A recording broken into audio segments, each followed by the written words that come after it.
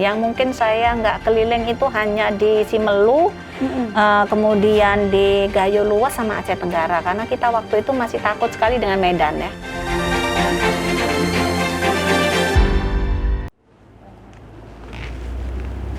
Assalamualaikum warahmatullahi wabarakatuh. Pemirsa PTM yang sedang bahagia dimanapun Anda berada, berjumpa lagi kita di PTM bersama saya Indar Sekasari.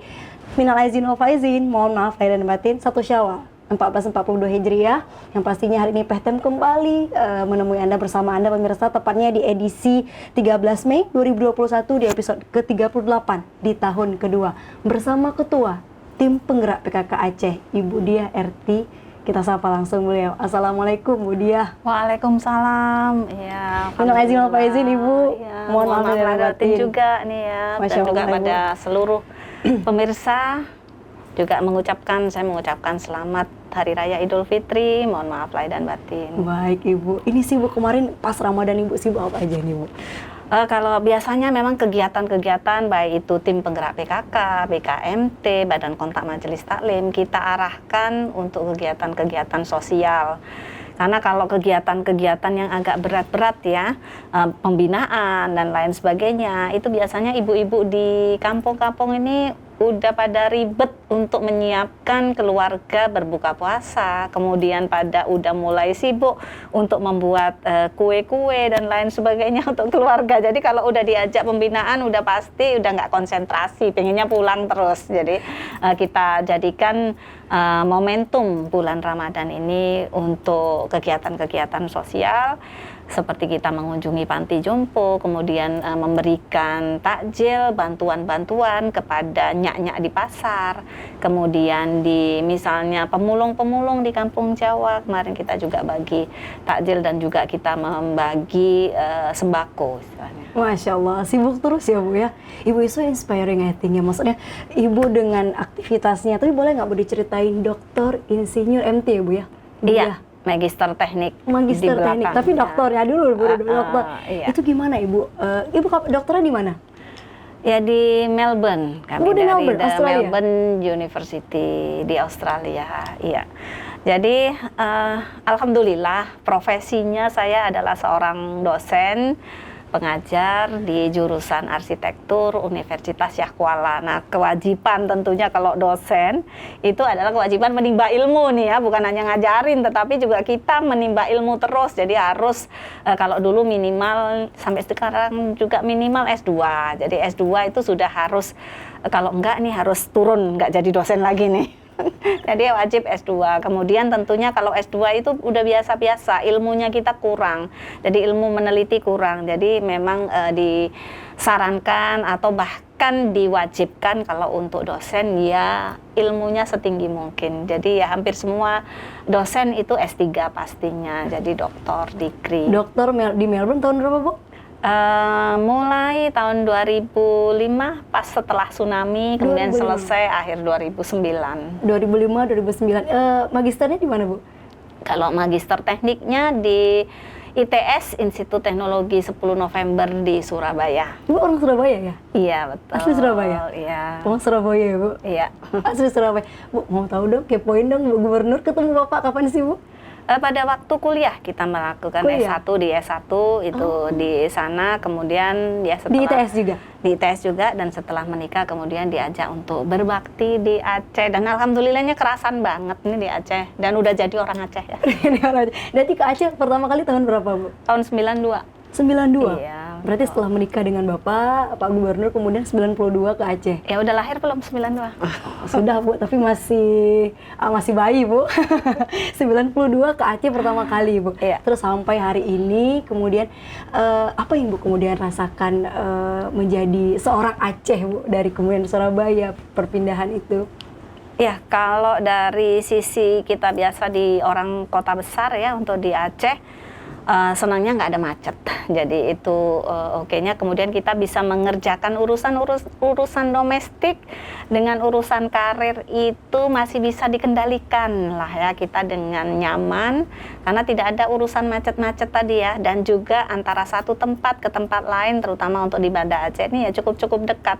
Jadi kita artinya masih bisa mengelola antar jemput anak waktu anak-anak masih kecil, kemudian masih bisa memasak dan lain sebagainya, kemudian masih tetap bisa mengajar. Oke, masak, ngajar, semua ya Bu, Iya. domestik dan Iya. internasional nih urusannya. Iya. Itu dulu Bu, belum jadi, Bapak dulu apa maksudnya? Dulu kan belum jadi Ibu Gubernur ya Bu. Iya, Hari ini betul. gimana Bu dengan kesibukan yang ada gitu Bu? Menyeimbangin waktunya antara keluarga juga dan kerjaan di luar juga. Iya, tentunya dinamika di dalam kita berkeluarga kalau anak-anak sekarang sudah besar-besar, malahan mungkin tidak terlalu membutuhkan kita sebagai orang tua lagi, malahan ribet gitu Paling mereka besar, Bu, kalau berapa kalau Bu? mereka didekatin terus itu udah ribet, ngapain aja nih gitu ya. Jadi, Berapa umurnya? iya, jadi umur yang terbesar tuh 28 tahun dan juga 26 tahun. Jadi udah lajang-lajang, sudah kerja semuanya, Sudah kerja bekerja semua. semuanya. Dua-dua Dan- putra Ibu. Ya, dan bekerjanya di luar daerah. Jadi ya alhamdulillah kita manfaatkan memang waktu betul-betul bisa fokus ini untuk masyarakat Aceh, bisa fokus untuk terutama terkait dengan kegiatan-kegiatan PKK di mana kita bisa fokus untuk pemberdayaan kepada perempuan, ya, fokus untuk bagaimana perlindungan perempuan. Nah, itu kita bisa fokus deh sekarang ini. Untuk fokus keluarga gimana sekarang Bu komunikasinya? Karena kan anak-anak udah di luar, sudah kerja juga, udah umur 28, 26 Bu. Iya. Terus juga bapak sibuk, ibu sibuk, gimana Bu ngintenin komunikasi ini Bu? Iya, kalau zaman now sih gampang ya, kita video call Video dan call lain terus, sebagainya. ya. Dan rutinitas sih pasti ada kegiatan-kegiatan yang kita lakukan di ibu kota ya, di Jakarta biasanya, dan itu selalu pertemuan-pertemuan rutin ya, at least sekali dalam sebulan. Berarti wajib ya Bu, biasanya gitu Ya, diwajibin. dan selalu juga komunikasi intens dengan anak-anak. Kalau ketemu masakan favorit keluarga apa Bu yang biasa dimasakin Bu Diah Bu? Aduh, gitu. Susah, beda-beda ya, Beda-beda. Tapi yang wajib apa, Bu? beda-beda. Masakan Jadi kalau favorit? bapak itu rendang ya. Bapak suka rendang? Bapak suka rendang. Aduh nih, jadi bukaan nih ya. Buka-bukaan dong. Ya, jadi Kepo dong Bu, kepo Ibu Gubernur jadi dan Pak Gubernur nih. kalau bapak banyak masakannya rendang lah yang paling senang itu, dan juga masakan-masakan Aceh seperti biasa. Tapi kalau anak-anak kurang suka pedas ya, jadinya kalau mereka sukanya ya kayak soto, masakan-masakan yang lebih ringan flavornya gitu ya. Kalau untuk di Aceh sendiri ya, kalau gulai itu oke gitu ya, gulai oke, sate oke. Kalau pernah Surabaya Bu, ada nggak yang harus wajib di meja gitu? Enggak juga, Enggak enggak ada. Enggak laku. Nggak laku. Lidahnya udah asam sunti Bu. Iya betul, lidahnya udah nasional lah ya. Udah Nggak ada nasional ya. khusus-khusus lagi. Berarti tetap harus komunikasi ya Bu ya, walaupun Iya, gimana. betul. Video call selalu Bu? Video call Sering ya, sering? sering dengan anak. Berarti memang wajib 1 bulan sekali itu memang ketemu Ya, Bu? apalagi selama bulan puasa kemarin ya, untuk ngecek nih sahurnya gimana, buka puasanya gimana, itu kita cek ya. Sudah berkeluarga Bu, anak? Belum ada. Wah ini Masih buka pendaftaran. Oh masih buka pendaftaran pemirsa PHT, silakan nih. Ini langsung sama Ibu TPPKK nih, Bu Diah nih, Bu Gubernur juga. Mungkin kalau ada yang mau silakan di kolom komentar, Bu saya bersedia mungkin. Gitu. Dua-dua laki-laki ya Bu ya, ini calon menantunya masih ditunggu. Ibu sekarang kemudian kegiatan apa lagi nih? Ini masa COVID yang sekarang pandemi ya Bu ya. Apa kemudian program-program dari PKK nih khususnya ya Bu untuk memberdayakan Ibu masyarakat? Iya, yang pertama tentunya tugas PKK yang paling penting adalah sosialisasi dan edukasi nih ke masyarakat. Karena dari mulai COVID itu ada kira-kira setahun yang lalu, kalau kita ingat bulan Maret ya, waktu itu kita dilanda ketakutan yang amat sangat. Tetapi saya berpikir bagaimana kalau kita tidak ada pergerakan nih, bagaimana masyarakat kita aja yang di tingkat provinsi aja pengetahuan kita sangat sedikit. Nah, bagaimana masyarakat yang di tingkat kabupaten, kemudian sampai dengan Gampung, sehingga akhirnya saya memberi contoh gerakan-gerakan untuk di PKK, untuk kita mulai mensosialisasikan apa sih yang harus dilakukan gitu ya, dengan 3M. Nah, ini kan kita harus beritahu masyarakat. Nah, benefit ataupun keuntungan dari PKK ini, kita kan ada jejaringnya sampai dengan desa. Sehingga ini kita kalau kita gerakkan, itu mulai dari nasional sampai dengan desa, itu insya Allah lebih banyak menjangkau orang. Nah, jadi ini yang kita lakukan.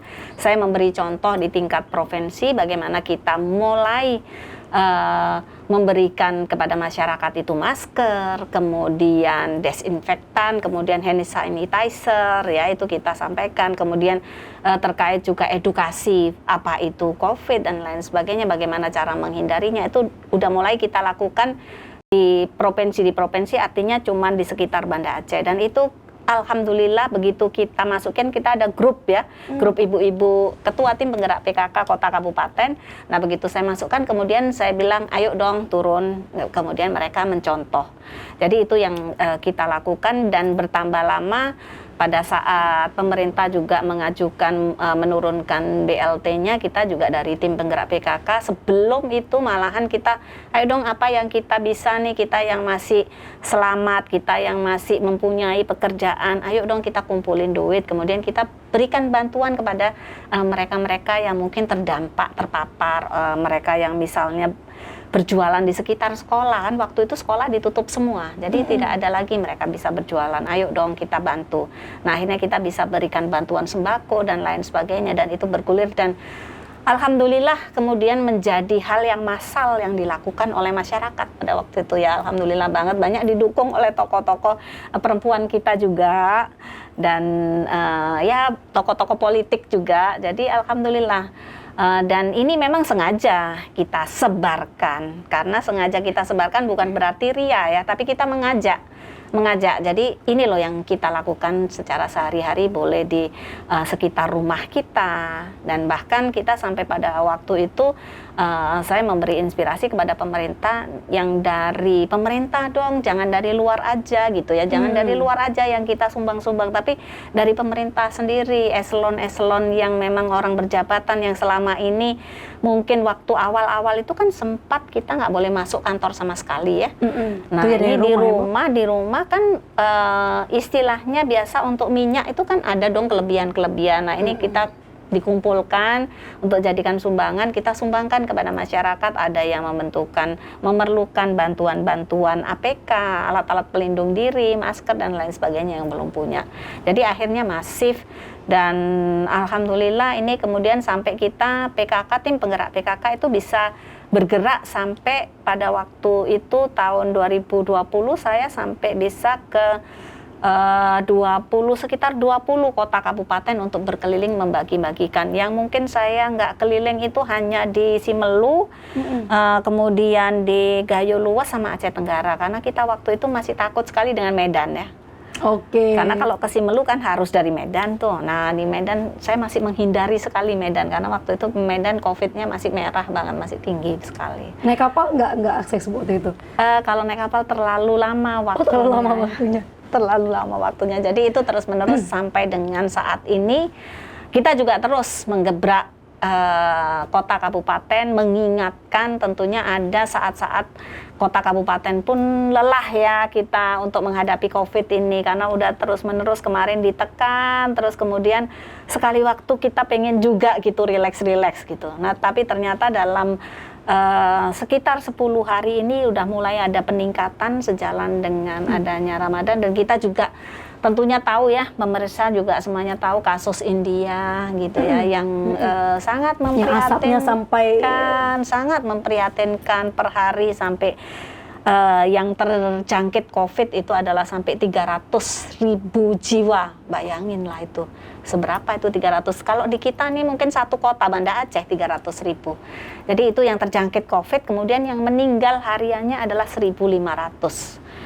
Nah, itu yang artinya kalau kita kemudian menjadi lalai, Nah, kita khawatir. Nah, tentunya itu yang harus kita halang sekali, jangan sampai kasus yang di India kemudian kita kebobolan juga. Jadi itu, oleh karena itu banyak sekali aturan-aturan atau himbauan-himbauan dari pemerintah yang mungkin agak ribet ya bagi masyarakat, Agak membingungkan Bu persisnya dan juga kepada ASN tentunya, karena kan yang bisa untuk dibuat wajib itu adalah ASN, karena memang sebagai aparatur dari pemerintah, di mana tidak diperbolehkan untuk mudik ya, kemudian tidak diperbolehkan juga untuk membuat acara-acara yang mengumpulkan orang banyak tanpa sesuatu yang inilah artinya yang bermanfaat sekali gitu ya. Kalau nggak urgent-urgent kali nggak usah gitu. Nggak usah. Jadi seperti itu, dan juga tidak dianjurkan untuk menghadiri juga ya resepsi dan lain sebagainya.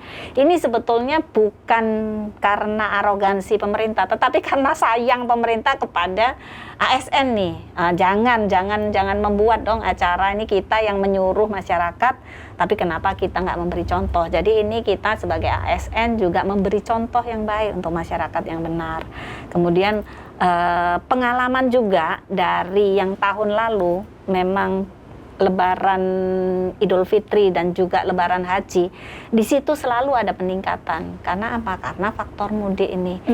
Dengan adanya faktor mudik ini disekat, ini memang saat ini kalau nggak salah sudah terkurangi 7%. Tetapi masih ada, saya mohon maaf kalau salah nanti ya, tapi saya membaca sekitar masih 19 juta orang yang bakal mobile untuk mudik sebelum tanggal 6 ya Bu? Ke daerah, nggak tahu dalam mudik atau apa, diperkirakan 19 juta orang, sehingga mohon hati-hati sekali ya bagi yang mereka yang mudik, terutama yang memiliki lansia-lansia, mohon hati-hati sekali. Sekarang trennya sedang naik, untuk di Aceh juga demikian. Jadi kemudian kita bingung Bu, masyarakat bingung, ini kita mudik dibatasin, nggak boleh 6 sampai 17, tapi wisata kita boleh Bu. Ada poin-poin itu yang berkembang di masyarakat, tapi nanti Ibu tanggapannya kita saksikan dulu yang mau lewat ini ya Bu ya. Pemirsa jangan kemana-mana, jangan skip dulu, jangan pindah channel dulu, kami masukkan kembali setelah yang mau lewat satu ini. Assalamualaikum warahmatullahi wabarakatuh. Saya Diah Erti Idawati, Ketua Tim Penggerak PKK Aceh, mengucapkan selamat Hari Raya Idul Fitri 1 Syawal 1442 Hijriah tahun 2021 Masehi. Mohon maaf lahir dan batin. Semoga kita semua kembali fitrah. Terima kasih. Assalamualaikum warahmatullahi wabarakatuh. Pemirsa PTM balik lagi bersama Ibu Diah, Ibu Gubernur. Tadi kita bicara mengenai sebelum yang mau lewat tadi, itu kita bicara bagaimana kemudian ada pembatasan khususnya ini yang mudik nggak boleh tanggal 6 sampai tanggal 17 Mei. Tapi wisata boleh nih Bu. Wisata boleh.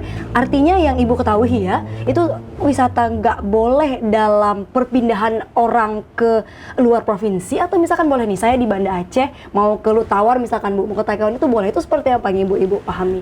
Ya, jadi yang dicoba untuk hadang adalah perpindahan manusia. Jadi misalnya dari provinsi ke provinsi itu seperti yang lalu itu dihadang. Seperti nanti ini kita yang ke Sumatera Utara itu pasti ada pemeriksaan. Dan kalau yang kemarin kalau nggak salah yang di Kapolda buat video, nah itu disuruh balik ya.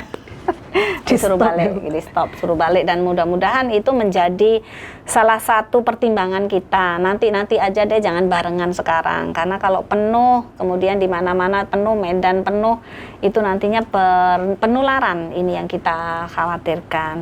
Nah, tapi di sisi lain tentunya pertimbangan dari pemerintah, yang faktor yang juga sangat terpukul itu adalah faktor ekonomi kan, sangat terpukul, dan tentunya mereka-mereka yang berada di satu wilayah dari misalnya Banda Aceh dan lain sebagainya tentu butuh juga hiburan-hiburan. Nah ini kalau yang wisata harapannya memang masih bisa menghidupkan sektor-sektor ekonomi. sehingga masih diperbolehkan ya sektor pariwisata. Tapi saya juga tidak tahu sampai sejauh mana diperbolehkan. Kita juga tidak tahu karena dari hari ke hari kebijakan juga berubah-berubah. Tergantung. Jadi harus belajar dari India, harus cepat. Kalau memang nanti tinggi sekali, ya harus di lockdown. Untuk yang tempat-tempat wisata pun seperti dulu juga ditutup. Ya. Kita adaptasi terus ya, Bu, Kita dengan adaptasi. keadaan. Tidak bisa saat ini, tidak bisa yang pasti-pasti itu nggak bisa. Yang pasti adalah perubahannya. Yang pasti adalah perubahan, karena sekarang pemerintah pusat itu mengadopsi adalah istilahnya pembatasan secara mikro. Pembatasan secara mikro ya tempat di mana itu yang ada terpaparnya, disitulah cuman yang di lockdown lokal itu adalah di situ, sehingga dampak untuk yang lain-lain yang sedang tidak merah ini juga masih bisa hidup. Jangan semua seperti dulu misalnya ada pembatasan, misalnya 1 DKI dibatasi. Jadi banyak sekali masyarakat-masyarakat yang kemudian tidak bisa mencari makan. Bingung juga kan Bu, bagaimana mereka dari ekonominya Iya, ya Bu. betul. Jadi kita selamatkan kesehatan tapi ekonominya juga ya Bu ya. Jadi Iya, dua-duanya. jadi dua-dua. Ibu, balik lagi kita ke PKK Ibu. Bagaimana kemudian sosialisasinya hari ini ya Bu ya? Kondisinya kemarin sempat naik angkanya. Saya juga baca Bapak nge-tweet ya Bu ya, bagaimana kemudian angka kita naik signifikan. Itu gimana Ibu hari ini yang Ibu lakukan nih untuk emak-emaknya Bu, untuk kaum ibunya? Iya. Jadi yang kami lakukan, sifat dari kami di provinsi ini adalah koordinatif ya. Jadi kita beberapa waktu itu sudah baik di PKK, Pokja Bunda PAUD, kita mengadakan rapat koordinasi dengan kota kabupaten untuk mengingatkan kembali. Dari kita buat mozaik Ramadan, kemarin sempat kita buat mozaik Ramadan. Kegiatannya gimana Bu, mozaik? Iya, mozaik Ramadan itu artinya mengingatkan kembali kepada kita tim penggerak PKK dan juga menjangkau masyarakat tim penggerak PKK yang berada di kota kabupaten, bahkan bisa diakses sampai desa. Nah, kita memberi Zoom meeting ya, seperti acara webinar. Ada kajian dari ustadznya terkait dengan bagaimana yang kita bisa lakukan dalam rangka kita sebagai makhluk yang islami, bagaimana kita bisa membantu masyarakat lain mengedukasi supaya mereka bisa terselamatkan. Itu dari kajian dari islaminya. Edukasi melalui ulama ya Bu ya, jadi ceramah-ceramah gitu. Ada ceramahnya, kemudian dari dokter juga saya undang, ada perwakilan dari rumah sakit untuk mengingatkan kembali. Ini masyarakat mungkin udah agak lupa dan lain sebagainya karena udah setahun nih kan. Jadi ini kemarin kita mengingatkan, dan juga saya memutar video yang kejadian di India untuk mengingatkan, raising awareness lagi, untuk menaikkan kembali sense of crisis kita. Ini masih kita belum terbebas dari COVID-19 ya, apalagi ini biasanya kalau di hari Fitri yang seperti ini biasanya banyak saling mengunjungi. Jadi mohon protokol COVID-19 juga dijaga, dan diharapkan juga tidak ada perayaan-perayaan yang massal ya, yang mengundang orang banyak. Baik Ibu, kita break sejenak dulu Ibu, kita tunggu yang lewat dulu. Jangan kemana-mana, jangan skip dulu channelnya, jangan pindah dulu, kami masih akan kembali selain satu ini. Assalamualaikum warahmatullahi wabarakatuh. Saya Tengku Akmal Abzal, Komisioner KIP Aceh, mengucapkan selamat Hari Raya Idul Fitri 1442 Hijriah. Semoga amalan Ramadan sebulan penuh mengantarkan kita menjadi hamba yang bertakwa. Akhirnya, minal aidin wal faidin, mohon maaf lahir dan batin. Assalamualaikum warahmatullahi wabarakatuh. Allahu Akbar walillahil hamd. Baik, masih dengan Ibu Dia, Ibu Gubernur kita, Ibu Gubernur Aceh, dan kita tadi cerita bagaimana kemudian PKK dengan kegiatan-kegiatan yang sosialisasi, edukasi pada masyarakat, bagaimana COVID hari ini kemarin sempat naik pada saat Ramadan, pemirsa, dan juga kegiatan-kegiatan dilakukan. Well, Bu, kita balik lagi nih udah di akhir, Ibu. Baik. Apa Ibu yang mau Ibu sampaikan kepada masyarakat khususnya, terus kemudian tentang COVID ini dan bagaimana kemudian kesadaran edukasi yang harus Ibu tanamkan kepada masyarakat, silakan. Iya, baik ya, kepada seluruh masyarakat yang tentunya yang paling penting bagi kita semuanya, terutama nih para ibu-ibu. di mana masyarakat itu biasanya dengar kata ibu ya. Jadi mohon para ibu-ibu yang tugasnya kita ini kalau di rumah tangga ya kita menjaga keluarga kita. Terutama kalau nanti di kampung ya, ada ibu kecil itu menjaga kampungnya, dan para kaum perempuan berada di garda terdepan dalam rangka kita melindungi keluarga kita ini yang keluarga inti maupun keluarga yang segampung dari paparan COVID-19. Nah, ini mohon terus untuk bisa mengingatkan, saya paham bahwa kita sudah capek semuanya ya, ibu-ibu, kita sudah capek sekali semuanya. Tetapi mohon, COVID belum berlalu, kasus di India masih sangat tinggi, kasus di negara-negara lain ini masih sangat tinggi. Kalau kita lalai sedikit saja, ini kemudian penyakitnya datang lagi. Pemerintah sudah berupaya dengan segala cara untuk membendung bagaimana penularan dari COVID-19 ini tidak terlalu berat buat kita. Tetapi tentunya perlu juga partisipasi dari masyarakat untuk bisa melindungi diri dan keluarganya. Jadi tetap gunakan 3M, gunakan masker tetap ya, kemudian menjaga jarak, kemudian dan juga mencuci tangan jangan lupa. Apalagi ini kita hari raya ya, banyak ketemu orang, bersalam-salaman, jangan bersalaman ya, cukup dari jauh aja. Kemudian setelah mengunjungi ke rumah orang jangan buka maskernya dan cepat untuk cuci tangan. Yang paling penting kan silaturahminya ada, tapi kan tidak perlu sampai berlama-lama. Kemudian batasi juga, waktunya juga dibatasi, tidak usah terlalu lama. Jadi kita sudah bermaaf-maafan, itu sudah cukup. Yang paling penting tentunya kesehatan kita semuanya di atas segala-galanya. Jangan sampai keluarga kita tertular. Dan saya juga mendoakan, kita semua dari pemerintah Aceh juga mendoakan agar supaya COVID cepat berlalu, ibu bapak semuanya sehat walafiat sampai dengan nanti kita bisa mengatasi COVID. Amin, Allahumma amin. Harapan kita semua. Bu Diah, di momen Fitri ini apa Ibu ingin mau sampaikan untuk keluarga Ibu di Surabaya? Oke, kami kebetulan nggak ada lagi keluarga di Surabaya. Untuk keluarga semuanya udah berpencar nih ya, udah berpencar-pencar. Ibunya Ibu masih? Iya, udah nggak ada semua. Yang kemarin Ibu ya Bu, yang meninggal? Iya, ibunya betul. Jadi, ayah? Ya sudah nggak ada juga. Ayah juga duluan? Iya, jadi keluarga udah berpencar-pencar.